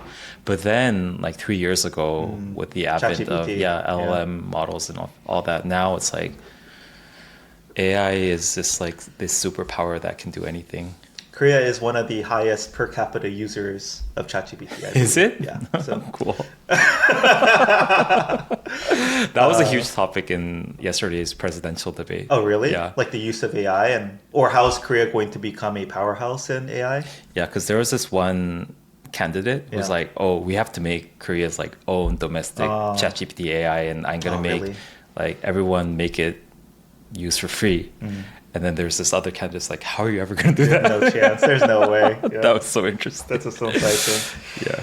All right, Jun, is there anything intrinsic to the game itself that makes you think why Go was so popular in East Asia, but never reached like a Western audience? I think definitely the origin has to play a part, right? It originated in China, and then it probably spread over like that cultural region, if you will. We share similar cultures amongst the three countries at least. So I think that definitely played a factor. I think there's a very appealing thing about how this is played, especially if you compare it side by side with chess. I think chess is still very individualistic. Like each pawn, do you call it, has a very specific individualistic character. They move differently. Yeah, each piece has its own individual, right? moves. Whereas philosophically, like in Go, each stone doesn't have a separate role, if you will. It has like zero individualistic. They're all the same, yeah. But like the overall, collectively, Mm-hmm. strategically harmony is something that's very appealing, and it's more in tune with the cultural aspects of East Asia, I think. Totally. Yeah. It's very yin yang too, right? Buddhist in a sense. Like there needs to be harmony and balance. Yeah. And connection, right? If you see a like high level Go game being played, it feels that way, right? It's almost like a dance. Yeah. Interesting. Sometimes like you intentionally lose certain things to gain more somewhere else. Yeah. It's so funny that it's true though. Chess is very individualistic. Yeah. Right. Queen is the by far the most powerful piece. Oh, it is. Each piece moves in its own distinct manner. I wonder if there's something to promotion, like a pawn becoming a queen. Yeah. Whereas, like in Korea, you like can't. in a beehive. No, I was saying more like it's almost like reincarnation. But I was gonna say in Korea, you can never outgrow your social rank. And also the way that you win or lose is kind of interestingly different. Like in chess, it's the king that you have to kill the king, and then everything just ends there. Yeah. Like that notion of like that individualism where you have to kill that one person, whereas like in Go, it's like the overall. Yeah, totally. Yeah. It's not about capturing like at all. Balance You want to win the overall Yeah. big picture game. Yeah. Jun, I wonder, this was not depicted in the film at all, that much. But I think the analogy to chess I'll make is that the most famous chess match of all time was when I think Bobby Fischer went to the Soviet Union and was playing Spassky, like the USSR champ. And this is like totally Cold War in America, like where America and Russia were competing in like soft power things or whatever, space race. But chess was also like, this was a huge match. And I think at that point, Russia had been the reigning world champion for like 20, 30, 40 years, something like that. So basically Bobby Fischer beat Russia and like toppled the Russian chess powerhouse or whatever. I always got the sense that there was an East Asian Cold War thing going on with Go, where China, Japan, and Korea were fighting over Go supremacy, or used it as a way to like compete in a more soft power way. Yeah. Is that true? And I guess how did that factor in? Because it was not depicted that much in the movie. The movie only focused on like the Korean Go world, and not as much as Korea versus Japan versus China. But I think at the very first scene, right, they're depicting how Cho Hun-yeon gained his popularity by becoming the world champion, by beating the #1 Go champion in China. Okay. Yeah, so it does depict it a little bit, yeah. But that was like a huge source of pride for Koreans growing up, right? When Korean Go players would play other, Chinese and Japanese pros. That was an era where Korea was seeking for any validation to gain popularity or become successful in the international stage. Yeah. And I also I kind of wanted to mention that when we're going scene by scene. Okay. Yeah. But was there a very famous moment or match or player where like, who's the Bobby Fischer of the Korean Go world, where they like defeated the best Chinese or Japanese player?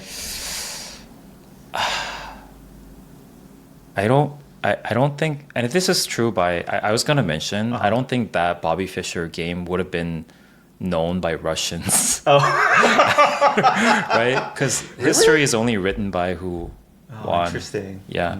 And similar to Korea, we only recognize it if someone like from Korea beats someone. But Sedol lost to AlphaGo, and that was a huge sensation, right? That match. Yeah, but I think that was kind of different, though. Yeah, because you're not competing against another country. Yeah, you're competing against the machine. Well, and on a similar note, though, why do you think chess never became popular in Korea? Because it's it's huge in China and a lot of the world, but it doesn't seem that popular here. I think it's because there's almost a direct equivalent of that in Korea. as well. Chinese chess, we call Chinese it. chess, yeah. Oh, what? Do you also call what it an Chinese American chess? way to say it? Do you call it Chinese chess? No, we call it. We totally call it Cha- Chinese chess. Yeah, 장기. Yeah. Okay. It's pretty similar though. To chess. Yeah. Yeah, the pieces are more individualistic. Yeah. I don't know why. Did it never? I think whoever could have found interest in chess. Would have just played Yeah, Jangi. yeah. I see. Yeah. Before we move on from the Go deep dive, do you have any thoughts about why Go just completely fell off a cliff in a sense after Sedol lost to the computer? I feel like chess has only grown in popularity for various reasons. I talked about it earlier, right? The matches can be exciting. There's also a GOAT. There's like a world famous, the best player of all time right now, Magnus Carlsen. And he drives a lot of chess content too. But, they just have found ways to make it more interesting and appealing, I think, for the modern audience, right? 3-minute matches, really fast moves. Interesting. And even though, again, computers are by far better than any human player, Yeah. the human versus human aspect, like still being the best human in the world, I think still is very appealing and carries a lot of meaning. I just get the sense for Korea, it's like, if we can't be the best at this, why even try? Is some of the feeling I get. But I feel like there could still be a popularity for Go being the best human Go player. And I'm wondering if that's not there as much. Yeah, I think there's several aspects. At least in the 80s and the 90s, Go was only gaining that popularity because we were the best, right? As it is true with a lot of things in Korea, right? Like golf was such a huge trending thing after Park Se-ri, and then figure skating after Kim Yeona. So it's just that mechanism that fuels the popularity stems from the fact that there's someone who is a champion in the world that's from Korea. I see. But then I don't think that it fell off the cliff after the AlphaGo incident. I think it was already declining. I see. Or I didn't see anyone playing Go even before that was already 2016, even before AlphaGo. Yeah. If anything, I think there should have been a spark in popularity after that incident. But now I think it's going through a different paradigm where I heard about kids going to Baduk Hagwons again. Oh, really? Nowadays, because of the growing ADHD. Oh, really? Yeah, for focus and stuff. Oh, so to teach them how to sit and be patient and focus for a long period of time. Yeah. Oh, that's very interesting. Yeah. I know a couple of friends who they're nephews. Yeah, they're sending their kids or nephews there. Yeah. Yeah, that's interesting. It's it a could way, be therapy almost. Yeah. It's a way. Yeah. Again, it's a way of trying to fix the low concentration span and ADHD. Yeah. I think that's actually a really good solution. Okay, yeah. Before we move on, did you know, Jun, some of the junior top-rated chess players in America right now are Korean American for both the men and the women. Interesting. So, why do you think that is? I don't know. I think chess again. I was gonna say it's a way to maybe distinguish yourself and set yourself apart for college applications and things like that. So just try to find, I wouldn't say obscure, but just find some way that you can kind of compete and just set yourself apart on a national scale. And also I think chess, more than a lot of things, it's just how much time and preparation and energy you put into it will directly translate to results. I think, of course, you have some natural skill and ability for sure, but a lot of things, like let's say sports, you can't be a certain height or a certain build per se. But I think chess is really where if you put in the work, you will get better. And just one of those things where repetition and memorization and just a lot of hard work really pays off. Cool. Maybe more so than other things. I think that makes it maybe particularly appealing. But yeah, I think that's where I was in contrast to why it's not popular in Korea, I think was an interesting thing. But anyway. Awesome. Okay, we gotta move on. Yeah, let's go through the movie scene by scene. Okay. And before we do this, a huge disclaimer is that if you haven't watched the movie and if you're planning to, there would be some light spoilers here and there. So be aware of that. Yeah. We forgot to preface the whole episode. Yeah. Stop it here right now if you're planning to watch it. And then come back and re-listen. It's okay. I think this is a good time to insert disclaimer because we didn't really hint on anything that's related to the plot. That's true. Yeah. Yeah.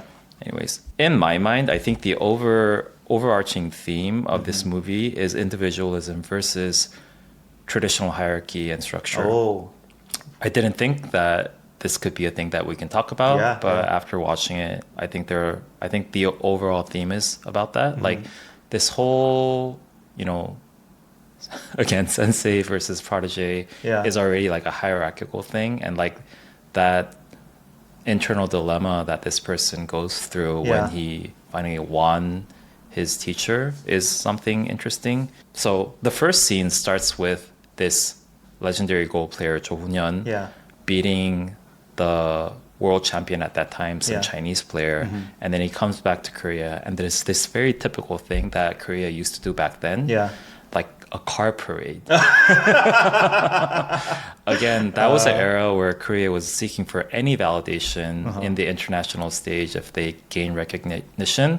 I think I brought this term up here and there in some previous episodes, but this concept called 국위선양, like bumping up the international reputation. Of Korea. It was such a important concept in Korea. Uh-huh. So whenever someone does that, it's like this huge deal. And I was wondering if it was still the case in Korea right now, BTS would have done that car parade Car parade. after they like ranked number one in the billboards or something. Yeah. So that collectivist mindset of, we're like, it's not that one individual person's achievement. Yeah. It's like our country's Our achievement. country's achievement is such a big thing. And again, this is like a very traditional structure in Korea. So that was interesting. Did you have anything you want to talk about in the first scene? No, it's just the car parade didn't even register to me. Yeah, but that for you was nostalgic. Yeah. Okay. It's like, we used to do that. Sorry, what is the car parade specifically? You get an envoy of like cars. Yeah, and you, I think you go around. You have a megaphone, or I don't think you have a megaphone. Oh, You okay, just okay. wave to people. Okay. I think you go around. You typically ride this topless fancy car. Yeah, like you a go convertible. around this very popular areas of Seoul, and like there are people lined up. Anyways, That's so cool. yeah. Sorry, before we move on, that having a parade through the downtown area still happens in the U.S. Whenever like a sports team wins, like they parade down the Yeah. main city or whatever Yeah. downtown area. So yeah, it's still cool. It still happens. But it's more to celebrate themselves, I think, in the States, right? Yeah. Rather than, this is a celebration of the country. Interesting. Kind of. Yeah. It does feel it's more to celebrate that team. But I would say people have so much city pride through that team. Yeah. It's really celebrating that city. Ooh, I think. interesting. Yeah. A little bit of collectivism there. I think so. I think people have a lot of city pride. Yeah. Okay. Moving on to the scene where Lee Chang-ho first meets Cho Hun-yeon. And I think it's through one of his previous protege because he introduced his relative Lee Chang-ho to Cho Hun-yeon because he's known to be really good at Paduk.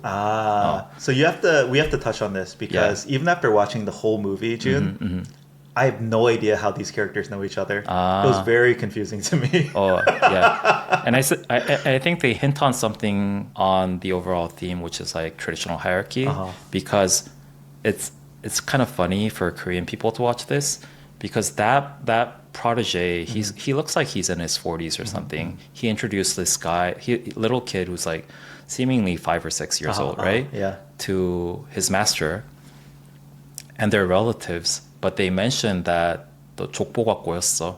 Like their family tree hierarchy is a bit tricky. So that kid is actually in the higher, Even though he's younger, like he's the a earlier generational generation. Yeah, I see. generation than him. So he says like 팔자에도 없는 당숙 모시게 됐다. So basically the 40-year-old uses 존댓말 to the little kid. the little kid, and the little kid uses 반말 to him Yeah. as if he's like his older uncle.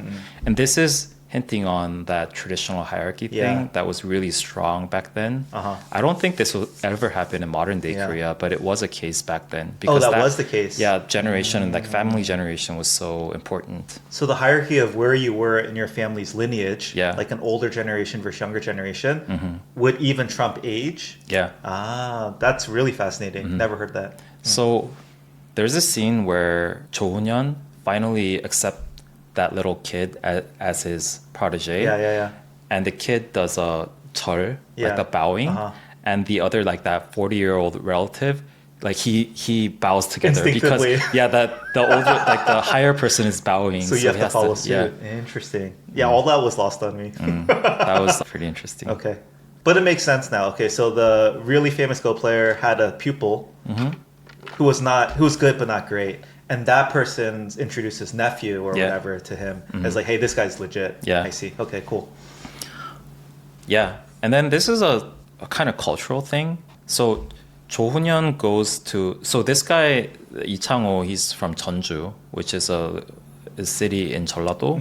So Cho Hoon-yeon goes all the way down to Jeonju to meet this guy. And the funny thing is that the little kid uses a very heavy Jeollado accent, which is kind of funny to Korean audience, but I don't think international audience would notice that. Yeah. Like that little kid using very heavy Jeollado accent, it's kind of funny. It's funny. Yeah. It's cute, right? Yeah, it's cute. Endearing. Yeah. And then so he goes down to Jeonju, and I think the kid's parents are running a jewelry shop, Yeah. but Specifically clocks, right? clocks, right? And I think this is something that I don't even know why it happens. Even nowadays, Yeah. if you go to, it's called like quote unquote 금은방, they call it Gold room. gold silver room. Oh, gold silver room. room. It's basically where they sell jewelry, but they always sell it with clocks together, and I don't know why Interesting. it is. Even these days, if you Yeah. go to Chongno, which is like it's like the jewelry district, if you go to those stores, they all sell jewelry and clocks together. Yeah. Yeah. It must be related to like clocks used to be, right? This very maybe Fancy rich, thing. expensive, fancy thing. Yeah. And yeah, I think, grandfather clocks give you a similar feeling, but very specifically like that gold clock that rotates. I grew up having one in the house too. It's just like I feel like that's a very Korean thing. Is it? I I don't think know. the more nostalgic clock to me is that the one that has a pendulum. Oh, the grandfather clock. Yeah. Okay. It was I don't know if you want to get into this, but when he gave him a gold Rolex, right? That was a very symbolic moment, I feel like. Yeah. You're representing the family. Oh, it was. Okay. I think so. Yeah. Because that gold Rolex meant a lot back then, right? I mean, nowadays Rolex has a similar feeling, but yeah, like I feel like that watch represented a lot more than a watch. Yeah. Okay, moving on. So Cho Hoon-yeon accepts Lee Chang-ho as his protege, and Lee Chang-ho decides to move into his house as like one of the family members. Yeah, did Yeah. that feel very natural to you? As like that's what he would do if you accepted him as a protege? Yeah, I didn't think it was very Unnatural. odd. Yeah. And to me it makes more sense. It's like, oh, what's a big deal? Like Yeah. taking on another student.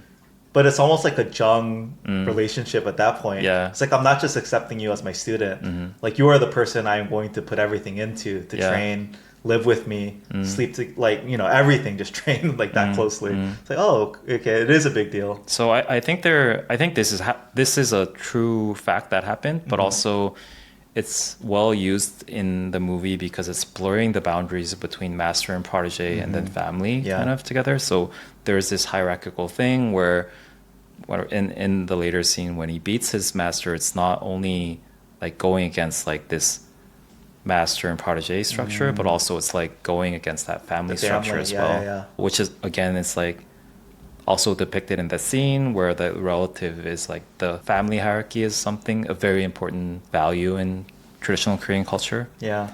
But what I wanted to mention in that scene where he's moving into Cho Hoon-yeon's house is how that was a very typical 80s house setting of like a pretty wealthy middle class Korean. Yeah. Like that 2-story house with like the garden in front, or a yard in front of it. Like we call it a madang.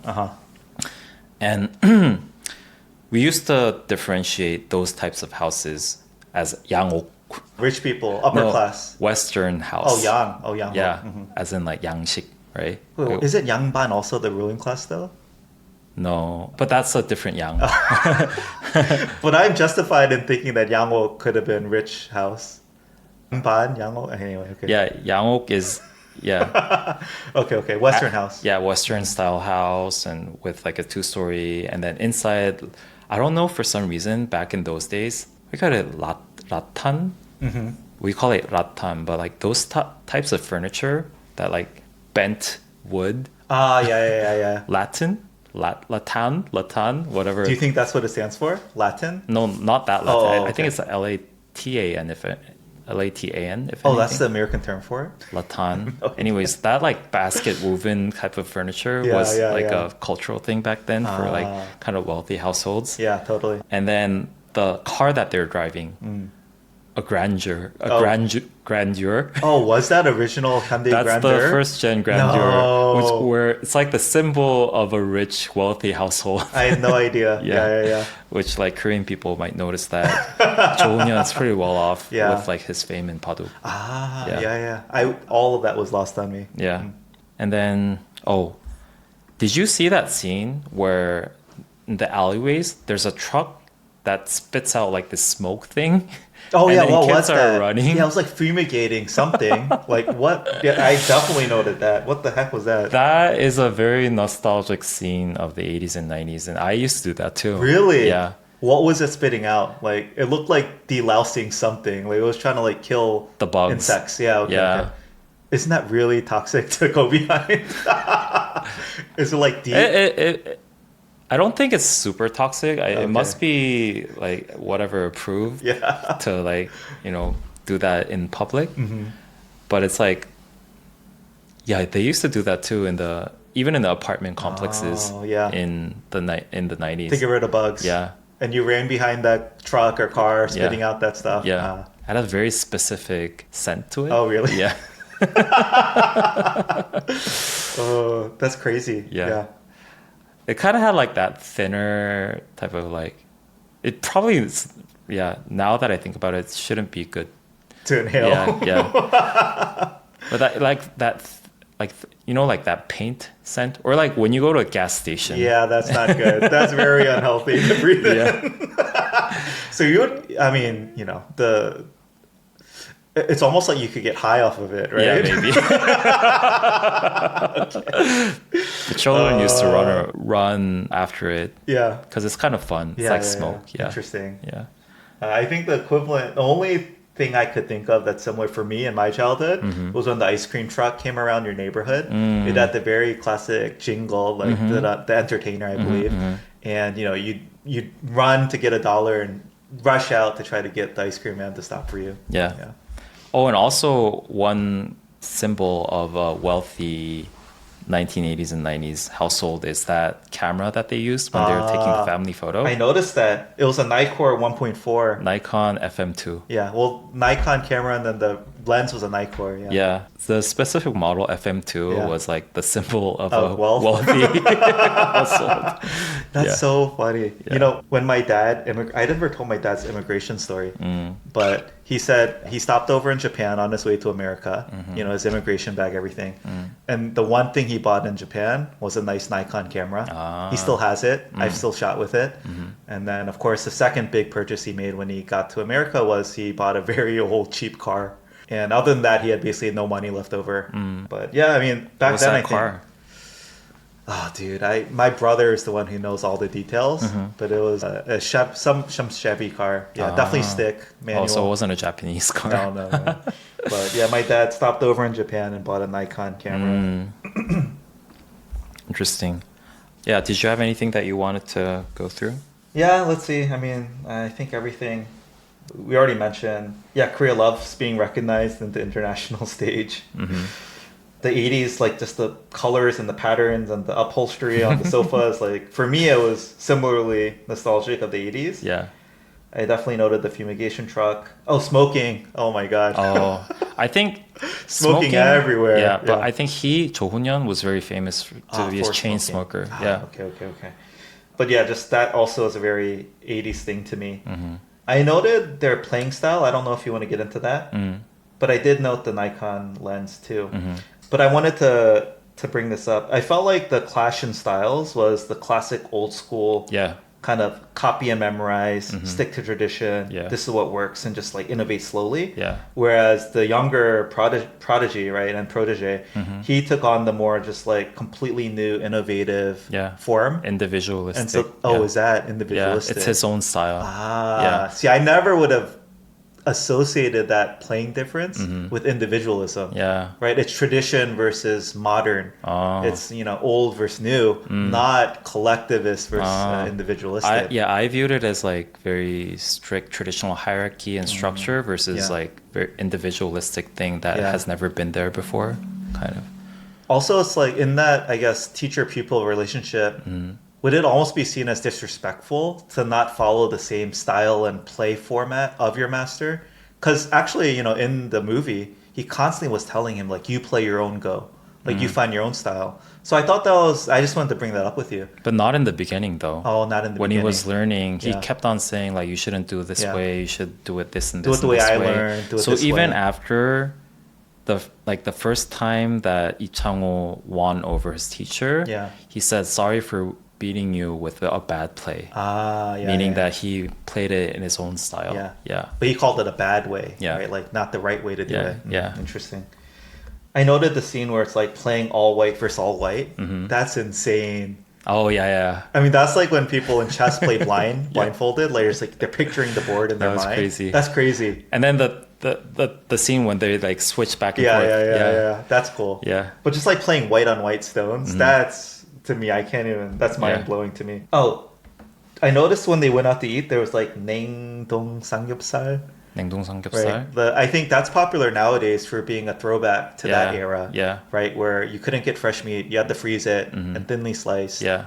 But I noticed that.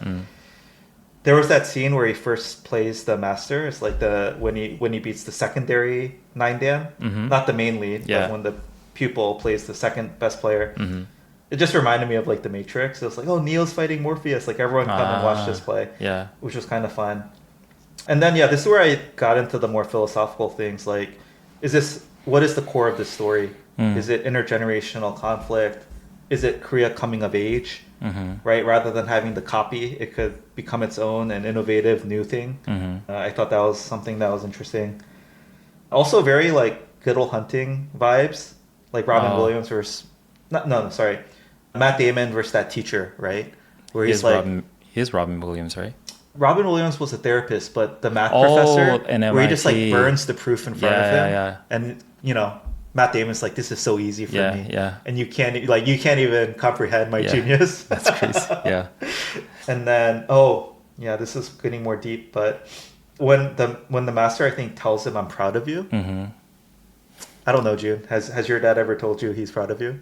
I think he did. Oh, does your dad give the compliments? But I think my dad is a non-traditional dad. Yeah. I still remember the first time my dad told me he was proud of me. Oh, well, when was it? Maybe like 4 years ago.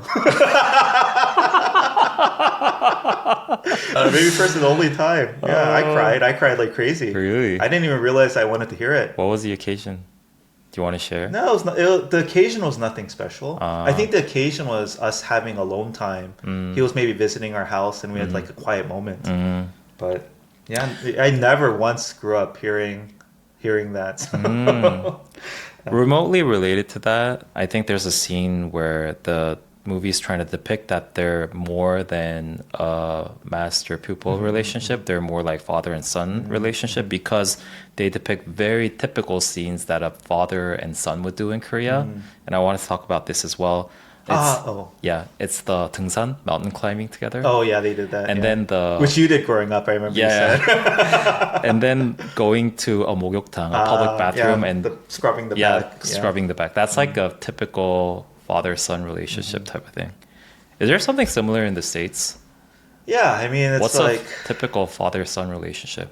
I think your typical thing is like playing catch in the backyard, or like playing baseball, like throwing pitches and having them hit. It's probably the most classic thing. Oh, calligraphy. Dude, when he's writing calligraphy, first of all, does everyone grow up learning calligraphy?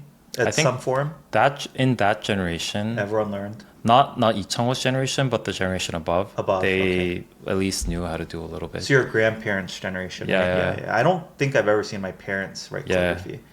But I just made a note. I was like, why do Koreans get calligraphy and Americans get cursive? Cursive, to me, it's so ugly and annoying, but calligraphy looks so cool. Yeah. Really? I think cursive looks cool too. No.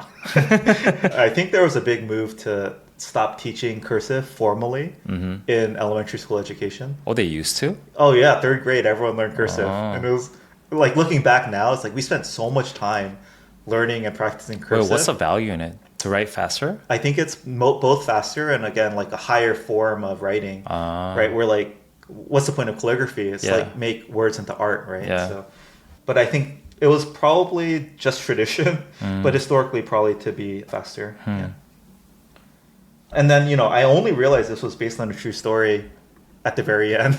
Really? I noted, so this is based on a true story. Yeah. And yeah, my final thing was like, oh, it's quite boring. Yeah, the plot isn't really that interesting, I think. Yeah. But there are a lot of cultural things that we could have gone through. No, for sure. Yeah. What else is there? I think that's it for me. Yeah, but definitely I did not at all think this was a story of kind of collectivism versus individualism. But I think a lot of things you brought up, the younger student, the prodigy both, he was kind of bucking tradition or almost like jumping his place. Yeah. Right? Because of course eventually every teacher's I think goal is to have their student surpass them. Yeah. But it just happened too soon, too quick. Yeah. Right? And that made the whole scene like very tense, kind of awkward, right? Yeah. And he always felt bad beating his master, which I don't think that is a Korean specific thing per se. But I think maybe the amount of conflict you have, like, oh, I'm not supposed to do this yet, or it's too early for my time. Yeah, I think that is maybe where there's more cultural nuance. Yeah, I think what's cool was that. No, I don't think there's anything cultural. I was just gonna say like the main guy's competition after he basically sees this guy like down and out. He's the one who picks him up in a sense. So even though they have this bitter rivalry, borderline hatred for each other, he still cares about him deep down. Yeah. In a sense. So I thought that was nice to see. But that felt pretty universal. I don't think there's anything Korean specific about that interaction. I almost feel like there's this wave of the style of Go, maybe, of like very strictly abiding to that traditional strategical thing, and then moving towards a very individualistic anomaly that it could win over tradition, and then it moved to the next wave where Computer, it's like, computers. Yeah. I don't know. Maybe I'm making too much of a stretch here, but do you sometimes think that LLM models are the ultimate form of collectivism? Whoa. Left field. It's like No, an I've never thought individual that. model Based based on the collective everything of ever recorded in history. Yeah. Interesting. I've never made that thought, but yeah, I mean, it's collectively taking all of human written history and using that to form some sort of predictive model. Yeah. Yeah, I could see that. Yeah. So I was wondering while watching yesterday's presidential debate when this one candidate was saying that he wants to build like a domestic LLM model with all the data that is collected within Korea. And I was wondering like how would that be like different from, it would be interesting to see how it behaves differently compared to, like ChatGPT LLM models. Oh, interesting. No, when I think of ChatGPT, my initial reaction is that it's a great equalizer, like I think technology can be overall, which is now everyone in the world has access to the same, I think, let's say, call it whatever, super intelligence. Yeah. So in that sense, getting access to the same model that you can, again, engage with and learn from, I think is kind of an equalizer. Yeah. So, and if anything, it could be good for countries like Korea, let's say. I think maybe this is a stretch, but I think my number one takeaway from this movie is that I think Korea, maybe followed the trajectory of the younger expert or protege, right? I feel like it's, a metaphor for Korea and how it's developed now, in the sense that historically, again, it maybe had to copy the style and format and just outwork and build upon, interesting. Japan and the Yeah, US and yeah, all yeah. those things. But now it really needs to figure out how to lead from the front and how to innovate on its own and develop its own style, let's say, of global enterprise or global success or whatever it might be. That's interesting. And, I think like whether it's K-pop or other fields, Korea did copy its way to the top, but now what is it going to do to continue to innovate on its own? And I think that's something Korea has to learn, how to lead from the front. Yeah. Yeah, I think K-pop is a rare occasion where we're doing that, right? Any other field, even though there are things that Korea excel or even number one in the world, I think it's still strictly following the rules that like someone else started or was successful. I think that's why I think K-pop is so interesting. Yeah, it's like first time, like, is there anything else that Korea sort of is leading and creating its own realm in this way?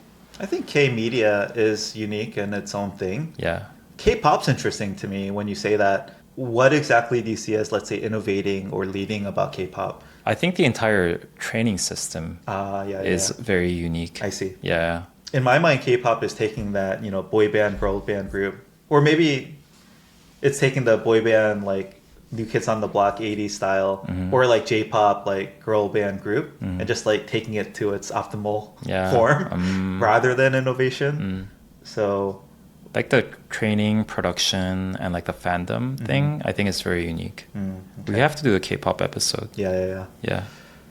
June, before we close, I think with all our media reviews, we leave with a rating. Yeah. How much would this appeal more to a Korean audience versus an international audience? Wait, what's the scale? What's number 10? What's 10?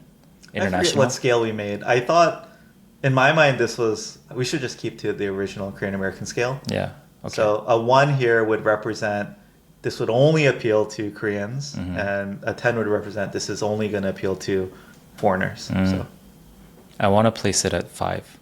5? Yeah, because it hits on a true story, which is and then it gives a lot of that nostalgic feeling that only Koreans would know, which is very domestic targeted. But I think that whole idea of master protege and then like that strategic thinking of Go is pretty interesting for even a non-Korean. Yeah. So I would place it right in the middle. I'm gonna give it a 2. Meaning that you didn't really like it. No. That too. But I'm yeah. trying to be unbiased here. More so that I think so much of the meaning and the nuance and the excitement for you was that it was centered in Korea about Korean Go players and people that you already would have known. And a lot of the, I think, nuance and the master protege or teacher pupil relationship stuff is kind of lost. Yeah. On me, I think the really deep meaning and nuance. So I also didn't really love it in the sense that I felt it was very slow. Yeah, there was not much drama, and I'm glad I watched it. Yeah. Kind of. If Go were more popular right now, or if I grew up knowing the game, maybe I think it would be more interesting to me. Yeah. But I would rather go watch like recap videos of Sedol versus AlphaGo if I wanted to get that Go fix. Yeah. Because I think I am still like the idea of Go is still kind of it's an infatuation, right? It's so complex, you can't calculate. Yeah. Right. But the specific players and the match itself, I think, I found it very slow. Okay. Cool. As always, if you'd like to support our podcast, please consider sharing us with someone that you think might enjoy our content. Beyond that, if you want to support us financially, you can support us on Patreon. For the minimum tier of $1 a month, you can get access to our Discord, where you can talk with other subscribers, suggest future episode topics, answer Q&A that we might answer on air in a future episode, and also give us feedback on the latest episodes. Since last... maybe you take I'm so impressed. I always thought you were reading this. It's just always from memory. Whoa. What? That's why I mess it up every week. It's always a little different. Oh, it's pretty on spot though. Oh, okay, okay, okay. Okay, since last week we have Jonathan. Thank you, Jonathan. Thank you, Jonathan. We have Sewon who bumped up their membership. Well, very generous. Thank you, Sewon. Thank you, Sewon. Oh, they bumped it up 2 times. Anyways, well, I think that's it. Okay, that's it for this week. Thank you, everyone. Thank you. Bye. Bye.